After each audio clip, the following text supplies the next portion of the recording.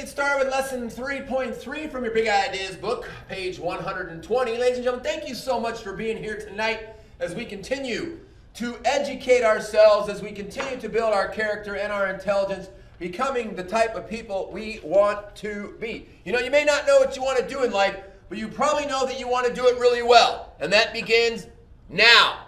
So let's get busy. We are going to use what we learn today to apply a formula to find the sums of the interior and exterior angle measures of a polygon. Our essential question: how can you find the sum of the interior angle measures and the exterior angle measures of a polygon? So, ladies and gentlemen, let's get busy. You took some notes. You had to back up. You had to retreat to page 119 to talk about concave and convex. And the thing I want to mention mostly about these two: convex means that every single vertex is pointing out, like an Audi. Convex, every vertex points out, allowing us to draw that line segment between vertex that will always stay on the inside of the figure, versus the concave, where you have this one vertex that points in. We can call it an innie. Think about cave in the word concave. Caves go inside mountains, so the figure has a part that goes in, allowing us to draw that line segment between two vertices that is on the outside of the figure. And then we took notes on polygons. We have these three polygons right here. These are examples of polygons, so these are polygons. Why? They are plane figures that are closed plane figures made up of three or more sides. We talked about it. You have to have a minimum of three to have a polygon. And just real quickly, you can note that the red triangle is a convex, whereas the green arrow and the yellow star are both concave polygons. And then you have examples that are not polygons. The first two are pretty obvious because they don't have straight sides. And the last one, this orange-looking, yellowish-looking one, people might think it's a polygon. However, as a total figure, it is not. It is not a total figure. If you want to break it up and say we have two triangles, well, then you would have two different polygons. But it is not a polygon as it looks now. And the one thing we want to talk about the most that came from the book is how to find the sum of the angle measures on the interior of one of these polygons. And the way they do that is they gave you this formula. We talked about that's what we're going to do today. They gave you this formula that the sum of the interior angles is equal to 180 times n minus 2, where n is the number of sides for the polygon. Now, I know in the book said n minus 2 times 180. I prefer writing it this way, whatever works for you. I'm also going to show you another way to find the sum of the interior angle measures that some of you might find easier. Whichever one you remember, fantastic. But this is the one that the book showed you. That's the one that you took notes on. So let's get busy doing that, using that formula to find the sum of the interior angle measures of the polygon. So the first thing we have to do is we have to count. 1, 2, 3, 4. It has 4 sides. Okay, 4 sides. So we use the formula that the sum is equal to 180 times n minus 2. We count it up. We have 4 sides, so 180 times 4 minus 2. That's 180. Oops, I wrote 108. That's 180 times 2, which is 360 degrees. Okay, that's pretty cool. That's pretty obvious. Let's look at another way.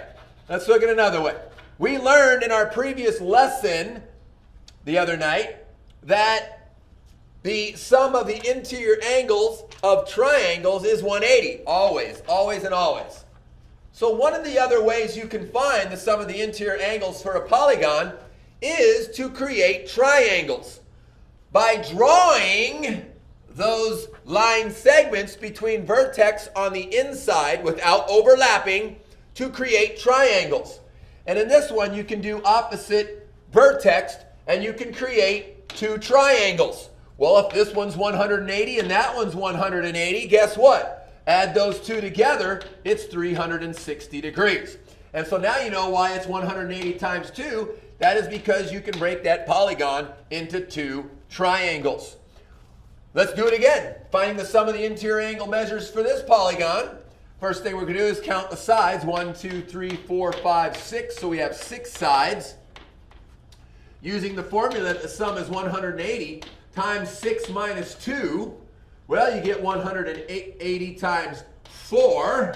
And 180 times 4 is 720 degrees for the sum of the angles on the inside of this polygon. And going back to what I just showed you a moment ago, we can again create some triangles. So if we think about what we did, we should be able to create 4 triangles by drawing. So I'm just going to go from this vertex to that vertex, and say that vertex to this vertex, and we'll stay with that vertex and come down to that one. And I created 1, 2, 3, 4 triangles. No overlap, 4 triangles. 4 times 180 does give me 720.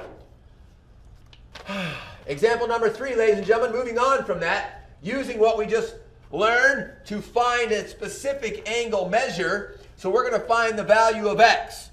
Before we can find the value of that x, we need to know what is the total sum of all the angles inside this polygon. So we're going to repeat what we just did. We count the sides. I count 5. So we use that the sum is equal to 180 times n minus 2, 180 times 5 minus 2, 180 times 3, which is 540 degrees. So now I know that all of these angles added together is 540. So I can create an equation. I have angle x plus, I have 2 angles that are 135 degrees. I have one that's 120 and one that's 80. And I know that the grand total sum has to be 540. I just figured that out. So now when I simplify my equation first before I solve it, x plus, adding all those constants together, that's 470 equals 540. Subtracting 470, I get that x is equal to 70 degrees. And so that angle measure right there is 70 degrees. Very nice. Moving on. We have another one. I'm going to change my color. Find the value of x once again, and again we count the sides because we have to know the total value, the total sum of the angle measures inside this polygon. And we have 4, so s is equal to 180 times 4 minus 2. And then we have 180 times 2. And so we have 360 degrees. Now some people have asked me before, Mr. Ross, does it matter whether your polygon is concave or convex in using this formula? And no, it does not. The same formula applies whether you have a concave or in this case, in this case is concave, so all the other cases we had were convex. That's normal. Concave is not normal. But the same formula is used. And so now we can say x plus our 42, we have 2 of those, plus the 78 is now equal to 360 degrees. And so when you say add these all together, x plus 162 is equal to 360. And so when you subtract 162, I almost forgot to show that, you get that x is equal to 198 degrees. And that does make sense. That angle is greater than a straight angle. Why? Because if I continue that line and go out, x with that line would be 180, but this is a little bit more than 180, so 198 does make sense. All right, our last example before our quick write, finding the sum of each interior angle measure for a regular polygon, and you need to look at what is a regular polygon. Well, a regular polygon has 2 important things. 1, all sides congruent. All angles congruent. So that means every side length is the same distance and every angle is the same measure. That's all it's saying. For when a figure is regular, all the sides are the same length, all the angles are the same measure. So if I want to find what is that angle measure, I got to find out, well, what's the total first? And if I have 1, 2, 3, 4, 5 sides, I use 180 times 5 minus 2. That's 180 times 3. And 180 times 3 is 540. And I have 1, 2, 3, 4, 5. However many sides I have, that's how many angles I also have on the inside. So I'm going to divide 540 by 5, and I get that every single angle on the every single angle on the inside of that regular polygon is 108. Sorry about that. I've been writing 180 so often that I did write it again, but the true answer is 108 degrees for every angle on the inside of that regular 5-sided figure, which is a pentagon. Ladies and gentlemen, thank you so much. I know it's been a tiny bit long. It is what it is. Let's do our quick write. I gave you a copy to make it easier. When you finish that, take a quick brain break, and then, of course, come back for video number 2.